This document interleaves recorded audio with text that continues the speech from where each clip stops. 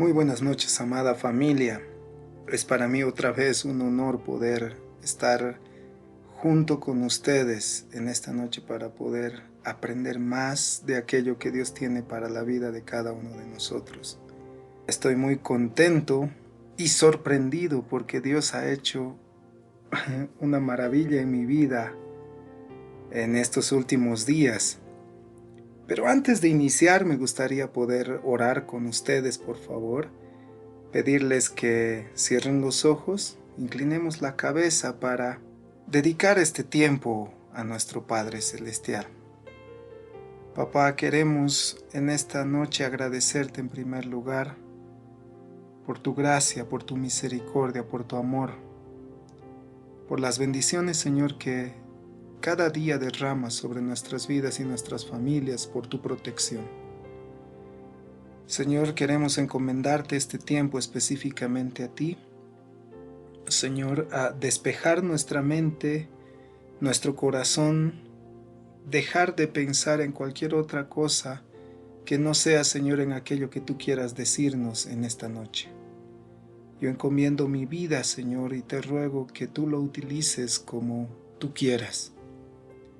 Y que a través, Señor, de mis labios tú puedas enseñarnos aquello que necesitamos aprender esta noche. Encomiendo, Señor, este tiempo en tus manos y bendícenos con la presencia de tu Santo Espíritu en este lugar. Gracias, papá. Amén. Bueno, queridos, les comentaba que estos días para mí han sido muy interesantes después del desafío que el pastor José Luis lanzó el pasado miércoles al finalizar el estudio de ¿A dónde vamos después de morir? Puesto que habían inclusive pasajes bíblicos que nuestro pastor mismo nos invitó a estudiar y analizar, que aparentemente provocaban cierta contradicción en aquello que se nos estaba enseñando ese momento. Es por esa razón que, dado que Dios hoy me da la oportunidad de poder ser instrumento suyo, es que yo preparé esta predicación a la cual titulé Sin contradicciones. Estoy convencido que el ser humano, y más que todo aquellos que hablamos de Dios, somos tan susceptibles a defender muchas veces puntos radicales que en determinado momento nos ponen en lados opuestos a nosotros, a los hijos de Dios. Personas que defienden un aspecto de la Biblia, obviamente sustentándola con pasajes bíblicos, y otro grupo de también hijos e hijas de Dios que se oponen y también tienen mucho soporte bíblico para defender su punto de vista. Lamentablemente esto hace que la iglesia sea afectada y se creen grupos, unos a favor de algún aspecto y otros en contra. Y considero que este nunca fue el diseño de Dios. Considero que si Dios hubiera querido que nosotros estuviéramos separados, Él hubiera mandado diferentes doctrinas para cada grupo, Él hubiera permitido que cada grupo tenga su propia historia. Pero recordemos un poco que el mismo Señor Jesús, en una ocasión, justamente antes de la crucifixión, tuvo una oración muy específica acerca de la unidad del cuerpo. Y creo que en este tiempo somos nosotros, tú y yo, los encargados de poder transmitir ese diseño original de Dios a todos aquellos que conocemos que son parte del cuerpo de Cristo, a todos nuestros hermanos y hermanas. En el amor de Dios tratar de mostrarles que en la Biblia no hay contradicciones, que Dios jamás se puede contradecir en su palabra. Y estas aparentes contradicciones son nada más, yo creo, una invitación de parte de nuestro Padre a que nosotros despejemos cualquier tipo de duda solo con ese anhelo de escudriñar su palabra. De hecho, quiero invitarte a leer un pasaje bíblico muy interesante que está en Hechos capítulo 17 versículo 11. Dice así: y estos eran más nobles que los que estaban en Tesalónica, pues recibieron la palabra con toda solicitud, escudriñando cada día las Escrituras para ver si éstas eran así. Leeremos en una versión diferente, que es la versión de la traducción al lenguaje actual. Dice así: los judíos que vivían en esa ciudad eran más buenos que los judíos de Tesalónica. Escucharon muy atentos las buenas noticias acerca de Jesús y todos los días leían la Biblia para ver si todo lo que les enseñaban era cierto. Esta era una actividad muy frecuente en la iglesia primitiva. Toda enseñanza que se daba a la iglesia, por lo que entendemos en este pasaje, era recibida con mucho gozo, pero si nos damos cuenta, muchos de los hijos de Dios de ese entonces se preocupaban por corroborar la enseñanza con las Escrituras. Y creo que este es el principal aspecto que Dios quiere que esta noche tomemos en cuenta. Amados, Él nos quiere apasionados por conocer más de su palabra, apasionados por conocerle a Él a través de descubrir misterios que Él mismo nos propone en su palabra. Es por esa razón que considero yo, siendo guiado por el Espíritu Santo, incomodado por el Espíritu Santo, que decidí tomar el reto, como les decía, de nuestro pastor José Luis. Y esta noche quisiera juntamente con ustedes aprender una enseñanza maravillosa que está en el primer libro de Samuel, el capítulo 28. Daremos lectura desde el versículo 3 hasta el versículo 19. Este pasaje dice de la siguiente manera. El título dice: Saúl y la adivina de Endor. Ya Samuel había muerto. Samuel era el profeta, que si recordamos fue quien ungió a Saúl como rey de Israel.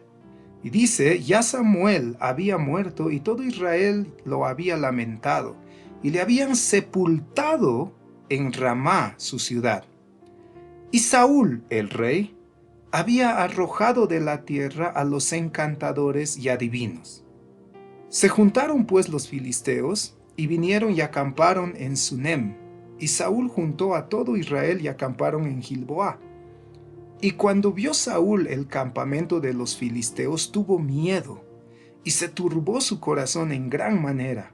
Y consultó Saúl a Jehová, pero Jehová no le respondió ni por sueños, ni por Urim, ni por profetas. Entonces Saúl dijo a sus criados: buscadme una mujer que tenga espíritu de adivinación, para que yo vaya a ella, y por medio de ella pregunte. Y sus criados le respondieron: he aquí hay una mujer en Endor, que tiene espíritu de adivinación.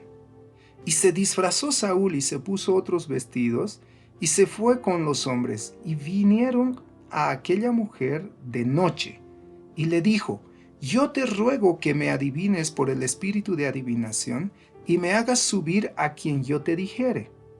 Y la mujer dijo: he aquí tú sabes lo que Saúl ha hecho. Aquí podemos darnos cuenta que la mujer no reconoció al rey. Y le dice: he aquí tú sabes lo que Saúl ha hecho, cómo ha cortado de la tierra a los evocadores y a los adivinos. ¿Por qué pues pones tropiezo a mi vida para hacerme morir? Entonces Saúl le juró por Jehová, diciendo: vive Jehová que ningún mal te vendrá por esto.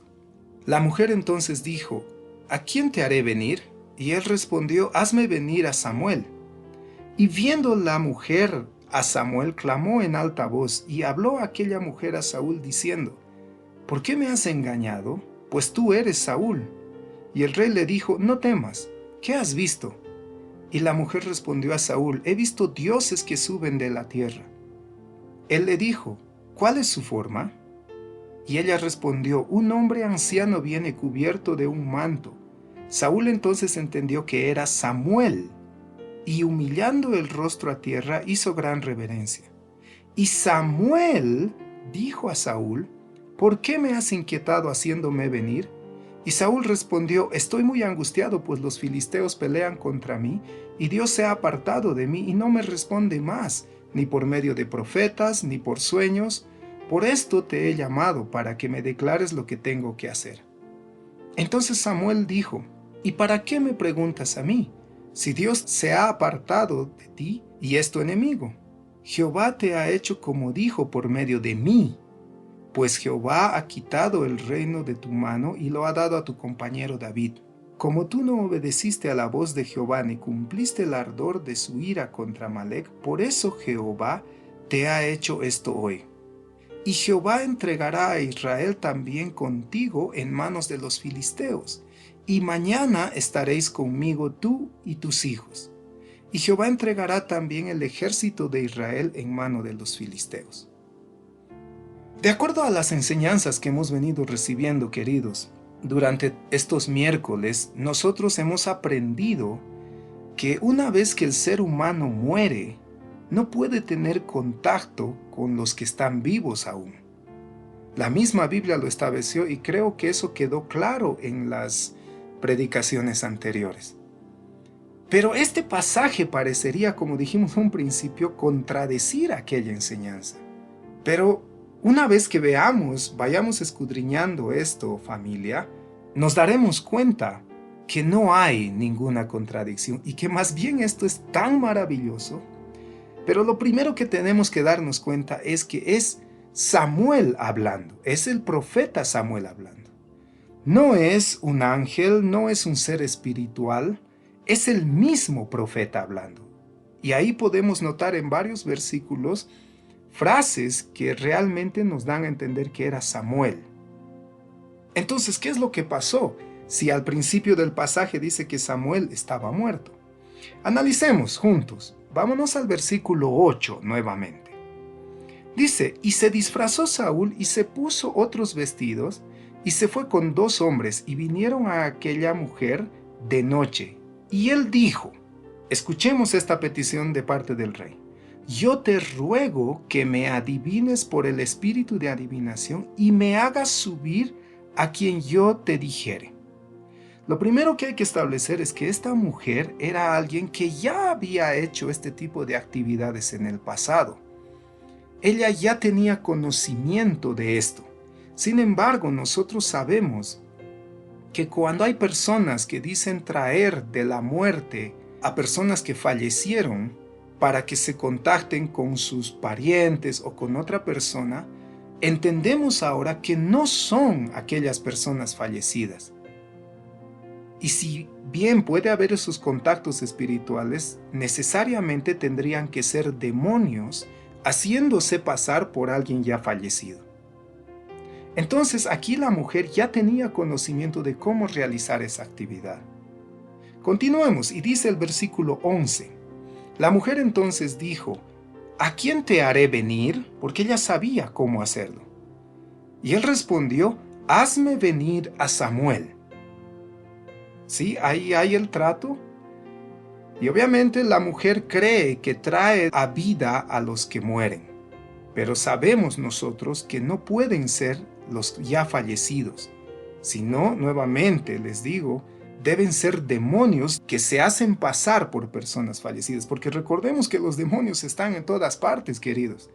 Ellos ven cómo nosotros hablamos, qué tipo de actitudes tenemos, qué comida nos agrada, qué comida nos disgusta. Entonces, teniendo esa información, cualquiera de ellos podría hacerse pasar por un ser humano fallecido. Bueno, entonces, ella le dice, ¿a quién te haré venir? Y Saúl responde, hazme venir a Samuel. Hasta ahí parece todo normal. Vámonos al versículo 12. Y viendo la mujer a Samuel, ¿qué es lo que hizo? Clamó en alta voz. Esto quiere decir que la mujer gritó al ver a Samuel.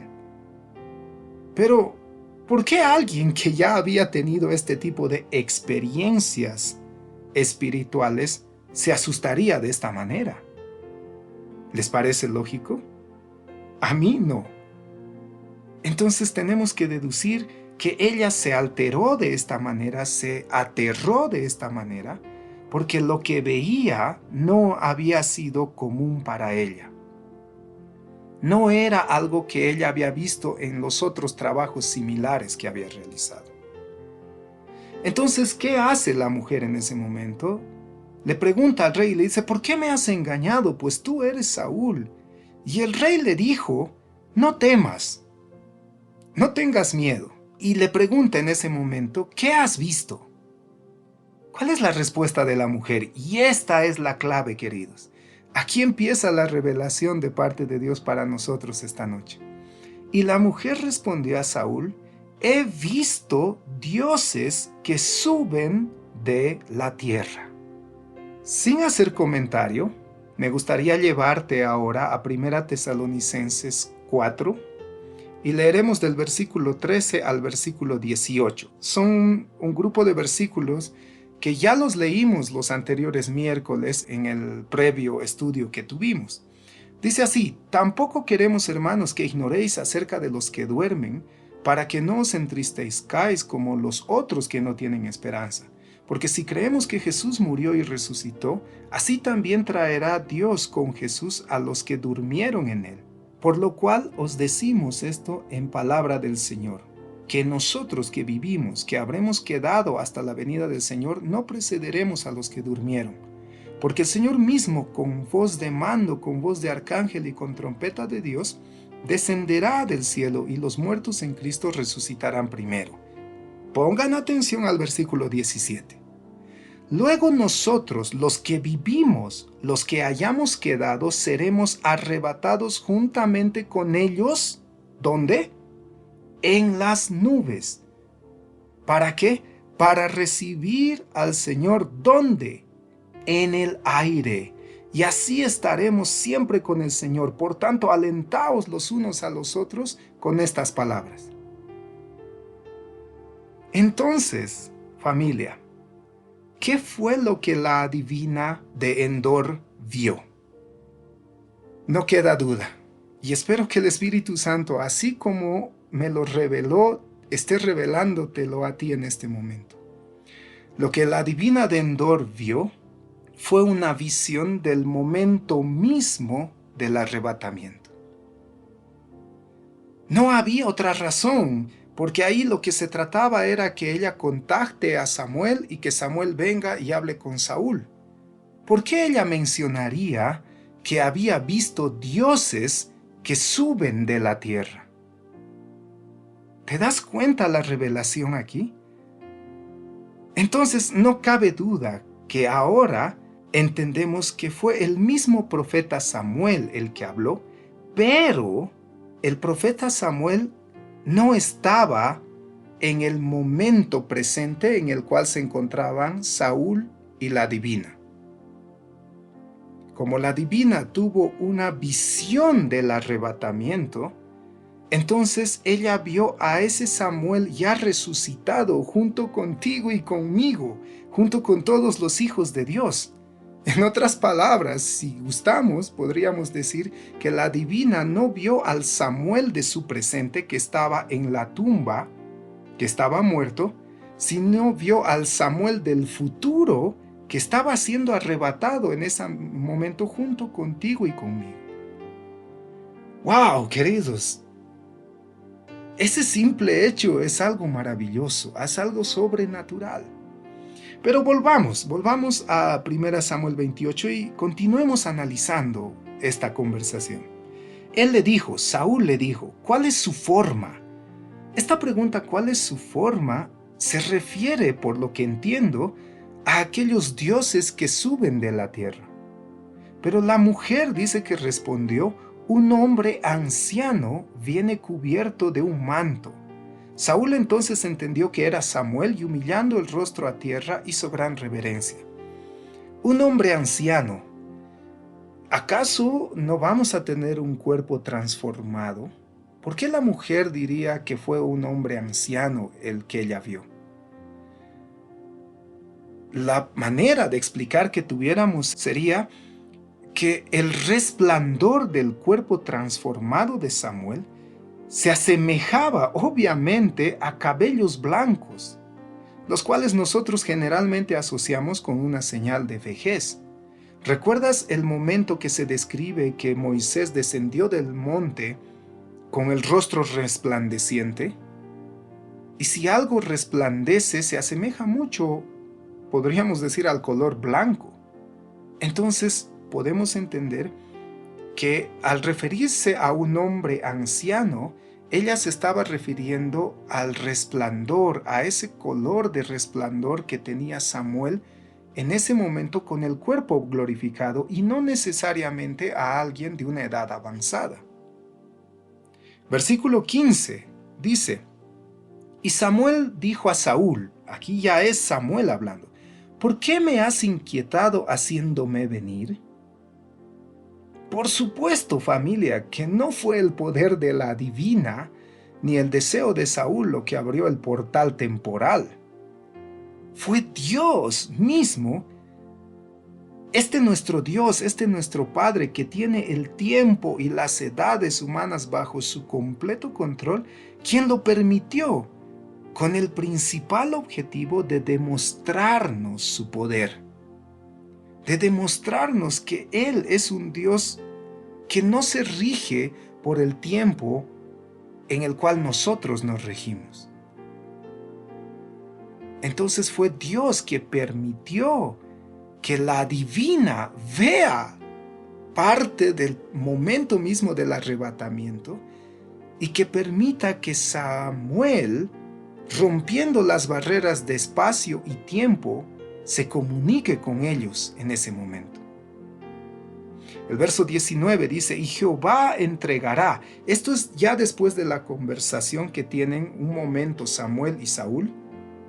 Al finalizar, el profeta Samuel le dice a Saúl, y Jehová entregará a Israel también contigo en las manos de los filisteos, y mañana estaréis conmigo, tú y tus hijos. Y Jehová entregará también al ejército de Israel en mano de los filisteos. ¿Cómo entendemos esto? Si Samuel está en el futuro, en el arrebatamiento, el que les haya dicho que Saúl y sus hijos iban a estar con él al día siguiente, ¿significaba que estarían en el cielo? Obviamente, familia, Dios no iba a dar mayores detalles a la divina y a Saúl acerca de lo que estaban presenciando. Recordemos, Saúl fue una persona que no agradó el corazón de Dios porque era extremadamente desobediente. Y aquí podemos ver que la divina era alguien que continuaba realizando actividades de ocultismo pese a las órdenes gubernamentales y en contra de lo que Dios había dicho. Entonces, yo considero que Dios no quiso revelar más a estas dos personas que eran personas desobedientes. Entonces, Samuel tenía que hablarles de acuerdo a lo que ellos podían comprender. Lo que hace Samuel es hablarles acerca de los acontecimientos que ellos estaban viviendo en ese momento. Para la divina y para Saúl, entonces, Samuel estaba muerto en ese momento, en la tumba. Y es por esa razón que le dice a Saúl que tanto él como sus hijos estarían donde Samuel estaba en ese presente. En ese momento de la historia donde están la divina y Saúl. ¿Y dónde estaba en ese momento Samuel? En la tumba, en el sepulcro. Él estaba muerto. Entonces eso explica que Samuel no estaba refiriéndose a que Saúl iría al cielo. Estaba refiriéndose a que al día siguiente de esa batalla, Saúl y sus hijos estarían muertos y enterrados en el sepulcro como lo estaba en este momento Samuel. ¿Verdad? A mí, queridos, esto me parece maravilloso. Una vez más, sin contradicciones, no hay contradicciones en la Biblia. Solo Dios quiere que escudriñemos para que entendamos que todo engrana perfectamente. Quitémonos esas ideas de que yo tengo la razón y nadie más que yo está en lo correcto. Eso es lo que como iglesia nos separa, familia. Al contrario, aquello que mi hermano descubre en la palabra y que aparentemente se contradijera a lo que yo descubrí, Es nada más que Dios nos está invitando a ver, analicen un poco más y se sorprenderán de que los dos tienen la razón, pero que estos dos puntos de vista no se excluyen, sino que se complementan. Entonces, familia, en esta enseñanza podemos apreciar que lo que Dios hizo es demostrarnos una vez más que Él es un ser atemporal. Él creó el tiempo para el ser humano, no para Él. Él no se rige por la cronología humana. El pasado, el presente y el futuro, como un conjunto, está delante de los ojos de nuestro Dios. Y Él los utiliza a su antojo. Yo quiero dejarte también curiosidad plantada en el corazón por conocer más de Dios. ¿Qué podría haber impedido que el Señor Jesús, cuando estaba aquí en la tierra, pueda haber sido trasladado en tiempo y espacio para encontrarse, por ejemplo, con Agar en Génesis 16, con Abraham en Génesis 22, con Moisés en Éxodo 3, con el pueblo de Israel en Jueces 2, y muchos otros ejemplos que hay de personas que vieron el ángel de Jehová en el Antiguo Testamento? Entendamos que el Señor Jesucristo, antes de venir a la tierra, era espíritu, igual que Dios el Padre. Es solamente cuando Él viene a la tierra, muere y es resucitado con el cuerpo glorificado que Él adopta un cuerpo. ¿No te parece que en el Antiguo Testamento lo que vieron todas estas personas fue al Señor Jesús traspuesto en tiempo y espacio? Yo en este momento puedo recordar dos ejemplos. El caso de Felipe, que si bien no fue traspuesto en tiempo, fue traspuesto en espacio, de un lugar a otro. El caso de Juan, queridos, que escribió el Apocalipsis, a quien Dios en vida lo llevó al futuro para que viera lo que sucede y lo regresara a su presente. Lo mismo sucedió con el apóstol Pablo. Entonces, lo que yo puedo resumir de todo esto, familia, es que entendamos, primero, que no hay contradicciones en la palabra de Dios. Jamás pensemos en contradicciones en la palabra de Dios. Más bien, repito, son invitaciones de Dios a escudriñar más aquello que parece contradicción. Y si queremos sacar una enseñanza práctica de esto, otra enseñanza práctica, yo creo que este último tiempo el Señor ha estado haciendo mucho énfasis en que nosotros aprendamos acerca de los tiempos futuros. ¿Para qué? Para que, queridos, no nos enfrasquemos en este presente. No pensemos que la situación complicada probablemente que tú estás atravesando va a ser eterna. Pasará. Pasará. Las enfermedades, los problemas, pasarán. Se terminarán en algún momento.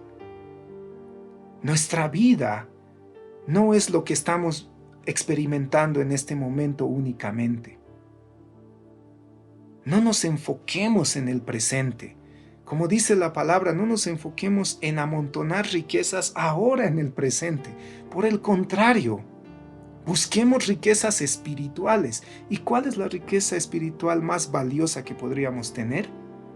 Descubrir más facetas de nuestro Dios, como esta, de que el tiempo para Él no existe.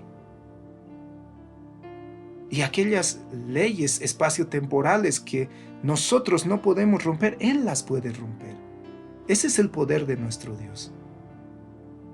Yo creo que si tú entiendes esta revelación de parte de la persona de Dios, esta revelación de su personalidad, tiene que llenar tu corazón de esperanza. El Dios en el que tú y yo creemos, el Padre que nos adoptó a ti y a mí, tiene tu vida en su mano. Este Dios poderoso tiene tu vida en su mano.